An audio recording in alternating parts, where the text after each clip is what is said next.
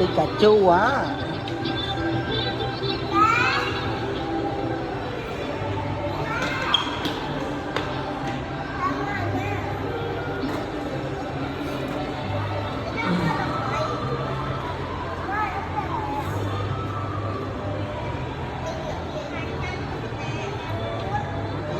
Bài tạ món bầu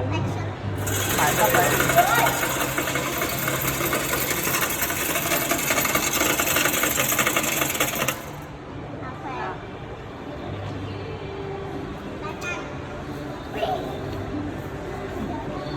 Tao giờ nát cái con chặt Pikachu à con.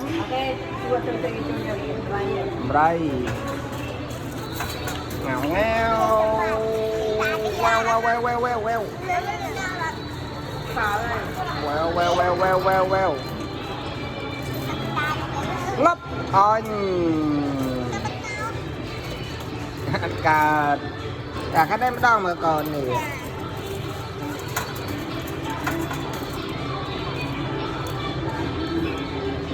đã cắn ấy lúc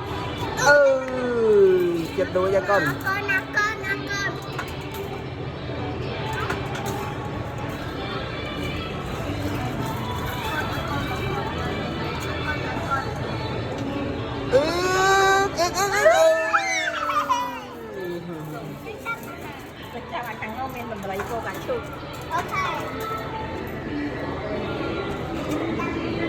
anh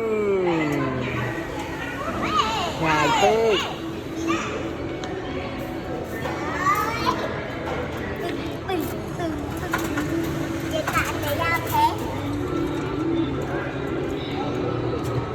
lót anh đây con này nè cả hai nè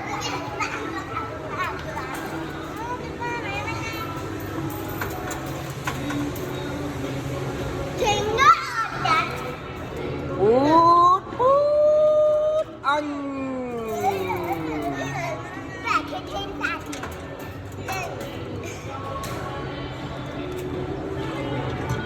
ai anh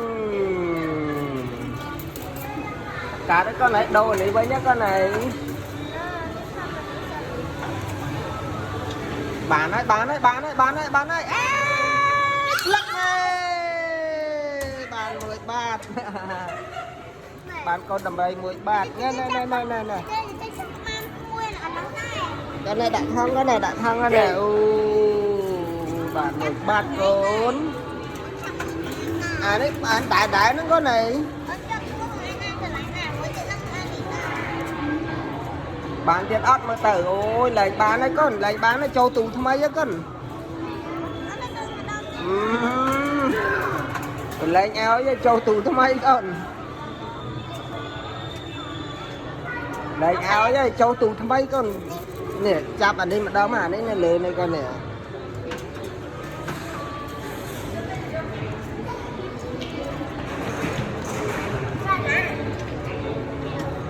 ấy chà ây ôi tay ngay bánh bạt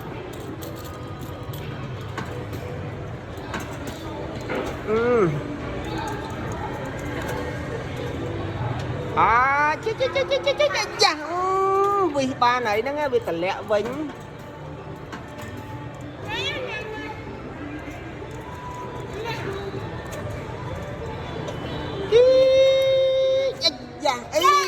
chết ba nó có điện tính chất màn bạc nè ngao bắp anh tay ngày tay bạc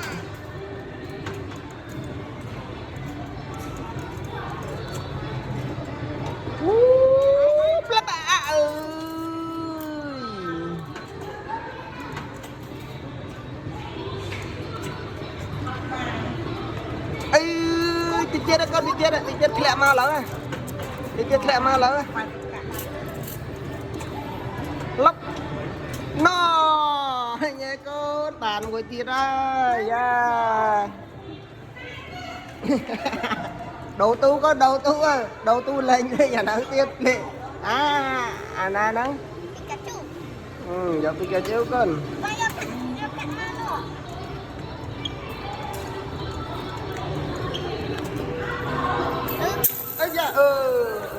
chụp bạt con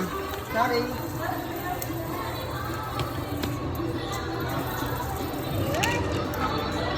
bạn đã trả lắm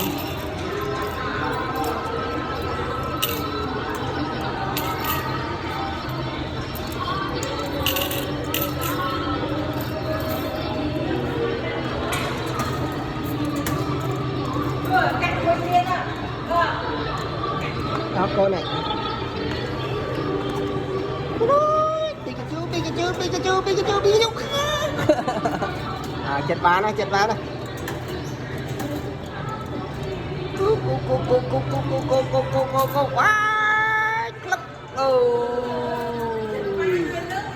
má tết có những bàn pi rồi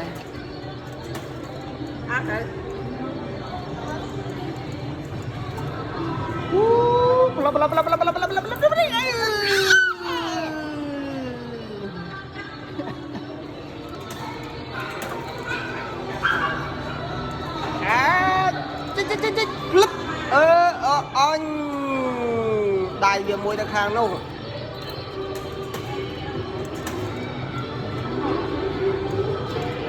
đó club bà này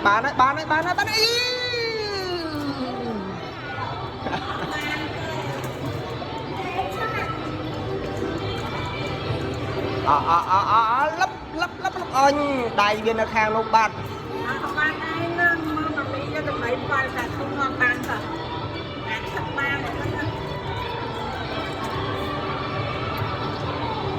anh dạ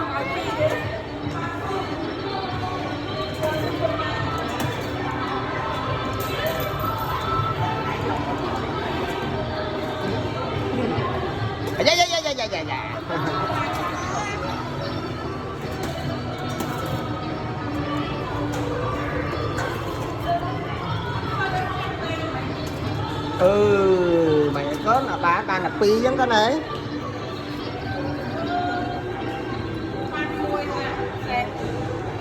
trong nhà trâu trâu mùi đó